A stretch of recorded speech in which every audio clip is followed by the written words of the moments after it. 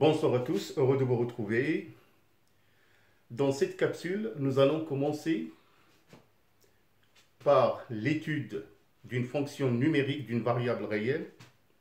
Alors, cette capsule sera suivie par plusieurs vidéos qui vont faire l'objet de diverses fonctions avec toutes les expressions que vous avez à traiter cette année en terminale. Ce sont des capsules qui vont vous être très importantes parce qu'ils vont vous permettre dans un premier temps, d'une part, de maîtriser l'ensemble des règles mathématiques que vous allez utiliser pour étudier telle ou telle fonction, et ça va vous donner la possibilité déjà d'avoir une idée générale et de traiter l'ensemble des questions qui vont faire l'objet des questions des examens de contrôle et des questions qui vont faire l'objet de l'examen de fin d'année. Je vous annonce dès maintenant, et certainement vous allez le savoir, qu'à la fin de l'année, les deux grandes fonctions que vous aurez à traiter le jour de l'examen, ce sont les fonctions exponentielles et les fonctions logarithmes. Mais avant, vous aurez bien évidemment des questions numériques d'une variable réelle et vous allez entamer toutes les questions que vous aurez à traiter d'ici un mois ou deux. Alors, nous, on va commencer par l'étude de la première fonction. Donc, on va faire une étude partielle. On considère la fonction numérique définie comme suit. f de x égale 1 demi facteur de x plus racine carrée de x carré moins 4. Alors, les questions que vous aurez à traiter, c'est déterminer le domaine de définition, calculer les limites quand x tend vers moins l'infini et x tend vers plus l'infini, étudier la dérivabilité de la fonction f en x0 égale moins 2 à gauche et en x0 égale moins 2 à droite. Donner bien évidemment une interprétation géométrique des résultats. La quatrième question, déterminer la fonction dérivée f' de x sur df. Et enfin, établir le tableau de variation. Alors donc, j'ai choisi tout simplement cette partie. Donc, c'est une partie qui est très importante, qui va déjà vous donner la possibilité de faire quelques rappels mathématiques de base.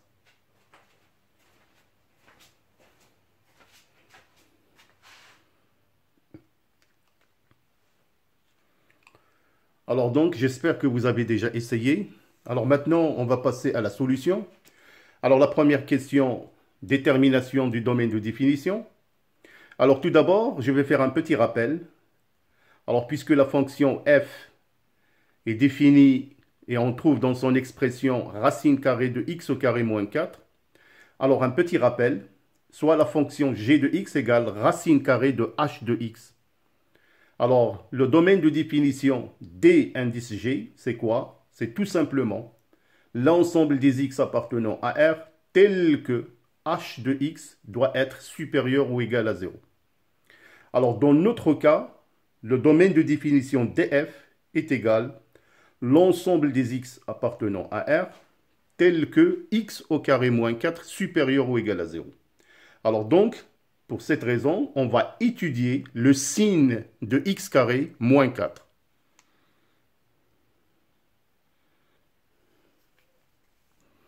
Alors donc, on va étudier le signe de x au carré moins 4 supérieur ou égal à 0. Alors vous remarquez déjà que c'est une identité remarquable que je peux écrire autrement. x moins 2 facteur de x plus 2 supérieur ou égal à 0. Alors on va étudier, ou plutôt étudions le signe du produit x moins 2, x plus 2. Alors pour cette raison, je vais tout simplement établir un tableau de signes tout en calculant des équations du genre x plus 2 égale à 0 et x moins 2 égale à 0. Alors le tableau vous donne le signe du produit qui est positif sur l'intervalle moins l'infini moins 2, union l'intervalle 2 plus l'infini. Donc, quel que soit x appartenant à cet intervalle, le produit x moins 2, facteur de x plus 2 est supérieur ou égal à 0.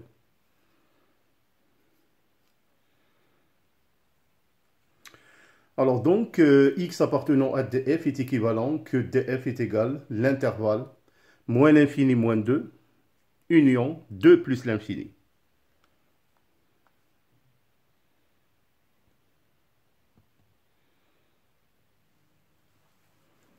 Alors pour la deuxième question, on va établir et calculer les limites quand x tend vers moins l'infini de f de x et la limite quand x tend vers plus l'infini de f de x. Alors tout d'abord, calculons la limite quand x tend vers moins l'infini de f de x qui est égale à la limite quand x tend vers moins l'infini de 1 demi facteur de x plus racine carrée de x carré moins 4. Alors, comme vous pouvez le remarquer, tout d'abord, on calcule la limite quand x tend vers moins l'infini de x qui est égal à moins l'infini. Par la suite, la limite quand x tend vers moins l'infini de racine carrée de x au carré moins 4 égale à plus l'infini. Donc, on peut parfaitement remarquer qu'on est en présence d'une forme indéterminée, que je note fi. Alors, un petit rappel, pour les formes indéterminées, donc pour cette année, vous avez à traiter 4 cas, moins l'infini plus l'infini, qui est notre cas. Vous avez aussi une autre forme indéterminée, 0 multiplié l'infini, 0 sur 0, l'infini sur l'infini. En tout cas, les symboles ou les écritures que vous avez, ce ne sont que des symboles. Ce ne sont pas des écritures vraiment mathématiques.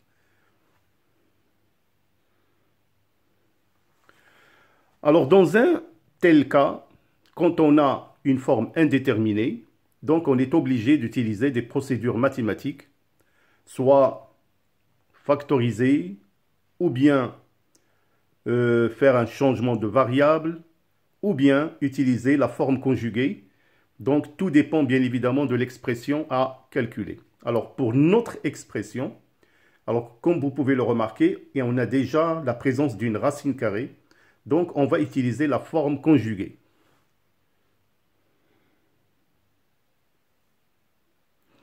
Alors donc on va utiliser la forme conjuguée. Alors chose qui va nous donner limite quand x tend vers moins l'infini de 1 demi, facteur de x plus racine carrée de x carré moins 4, facteur de x moins racine carrée de x carré moins 4, sur, bien évidemment, x moins racine carrée de x au carré moins 4. Alors donc, je vous laisse bien évidemment suivre le raisonnement. Alors, tout simplement, j'ai utilisé un petit rappel concernant les identités remarquables, sachant bien évidemment que a moins b facteur de a plus b est égal à a au carré moins b au carré. Et j'ai trouvé enfin que cette limite est égale à 0.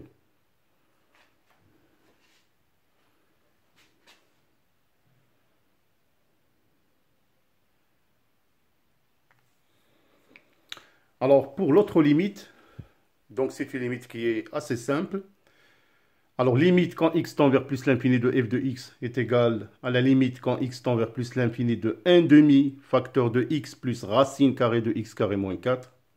Alors, comme vous pouvez le remarquer, la limite quand x tend vers plus l'infini de x est plus l'infini, et la limite quand x tend vers plus l'infini de racine carrée de x carré moins 4, c'est plus l'infini. Alors, la limite quand x tend vers plus l'infini de f de x, c'est plus l'infini égale plus l'infini. Ce n'est pas une forme indéterminée. Notez aussi, vous aurez aussi des cas, si vous trouverez moins l'infini, c'est moins l'infini. Et ce n'est pas une forme indéterminée.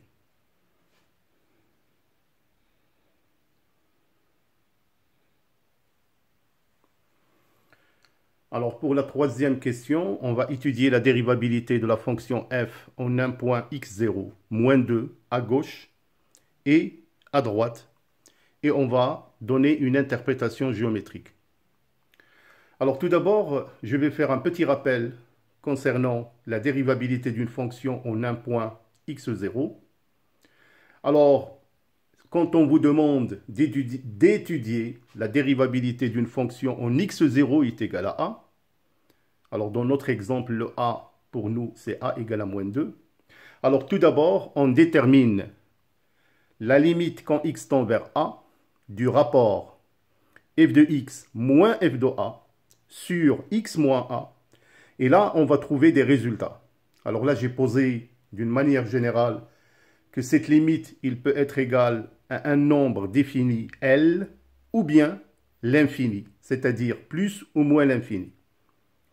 Alors je vais prendre le premier cas.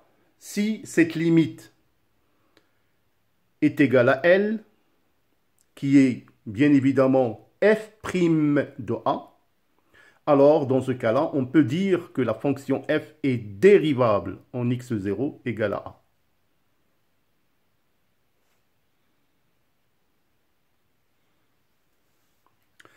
Alors, dans le cas où cette limite est égale à l'infini, je dis bien plus ou moins l'infini, alors dans ce cas-là, la fonction n'est pas dérivable en x0 est égal à a.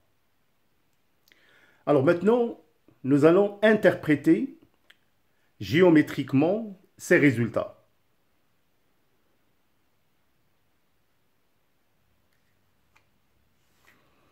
Alors donc, on va prendre le cas où la fonction f est dérivable en x0 est égal à a. Donc nous avons déjà calculé et on a trouvé que cette limite est égale à L. Notez bien que L, c'est quoi? C'est tout simplement f' de a. Alors l'interprétation géométrique est la suivante. Alors, la courbe représentative CF de la fonction f admet une tangente T en un point A d'abscisse A, f de A. Cette tangente est d'équation y égale f' de A, facteur de x moins A plus f de A.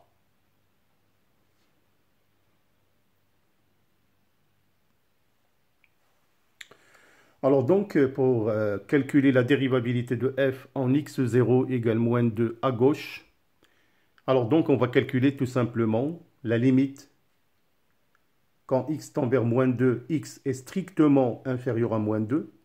Alors remarquez, on peut soit utiliser x0 égale moins 2 de moins, c'est-à-dire à gauche, ou bien cette écriture-là. Alors je vous laisse bien évidemment suivre le raisonnement et le calcul de cette limite. Alors vous allez trouver à la fin que cette limite est égale à moins l'infini.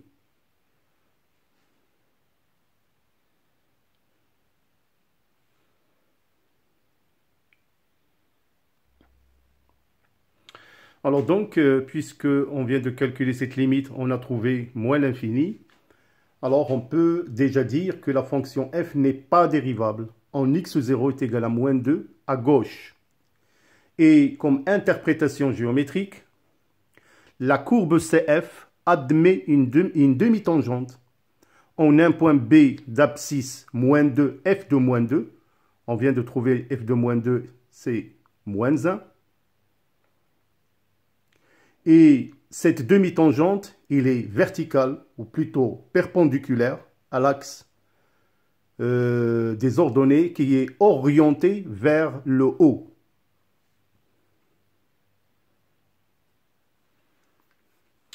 Alors donc là, une petite rectification, c'est-à-dire on va étudier la dérivabilité de f en x0 égale à 2 à droite. Alors donc on va calculer la limite comme on a fait précédemment pour x0 égale à moins 2 à gauche. Alors je vous laisse bien évidemment suivre le calcul, il est assez simple. Et vous allez trouver à la fin que cette limite est égale à plus l'infini.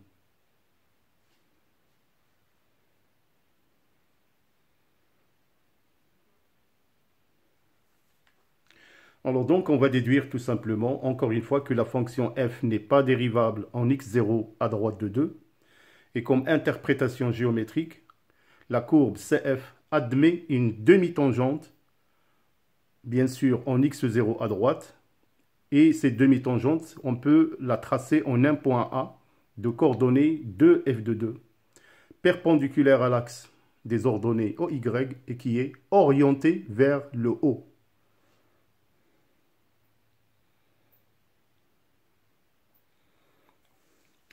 Alors pour la question numéro 4, détermination de la fonction f' de x. Alors tout d'abord, la fonction f est continue dérivable sur l'intervalle moins l'infini moins 2 ouvert union 2 plus l'infini. Alors donc f' de x est la somme de deux fonctions. Alors donc là, vous avez la procédure, comment j'ai déterminé f' de x. Alors tout simplement, il faut noter bien que la dérivée d'une fonction racine carrée, que j'ai notée g, égale g' sur 2 racines carrées de g. Alors si vous appliquez cette relation, vous allez trouver le résultat final que f' de x est égal x plus racine carrée de x carré moins 4 sur 2 racine carrée de x au carré moins 4.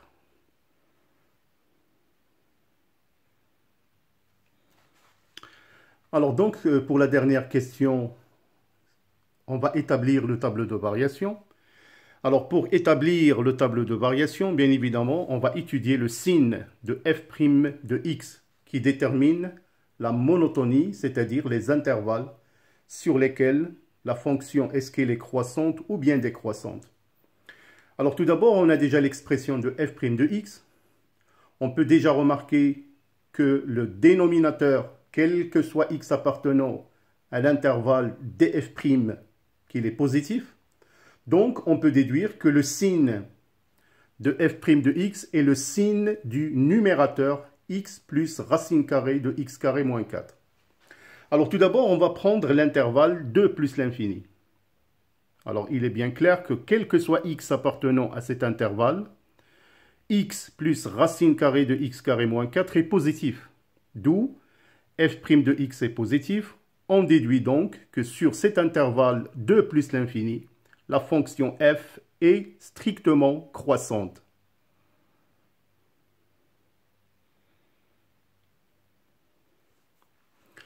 Alors donc, pour tout x appartenant à l'intervalle moins l'infini moins 2, alors bien évidemment, l'expression x plus racine carrée de x carré moins 4, on ne peut pas déterminer son signe.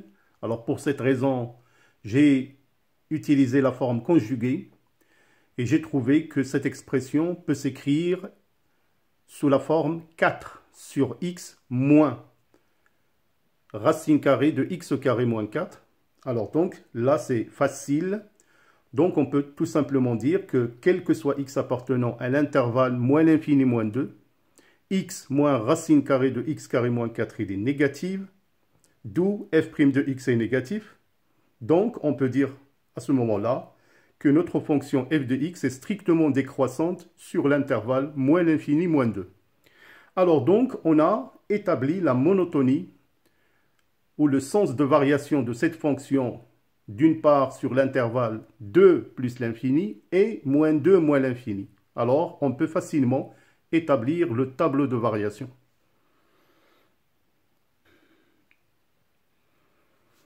Alors donc, voilà le tableau de variation. Alors, comme je vous ai dit, donc on a commencé dans cette capsule par une partie d'étude d'une fonction. Alors, je vous conseille vraiment de maîtriser toutes les questions de l'étude de cette fonction parce que ça sera pratiquement les mêmes questions que vous aurez à traiter pratiquement dans les examens de fin d'année quand vous allez étudier les fonctions logarithmes et exponentielles. Alors voilà, donc j'attends vos commentaires, votre encouragement.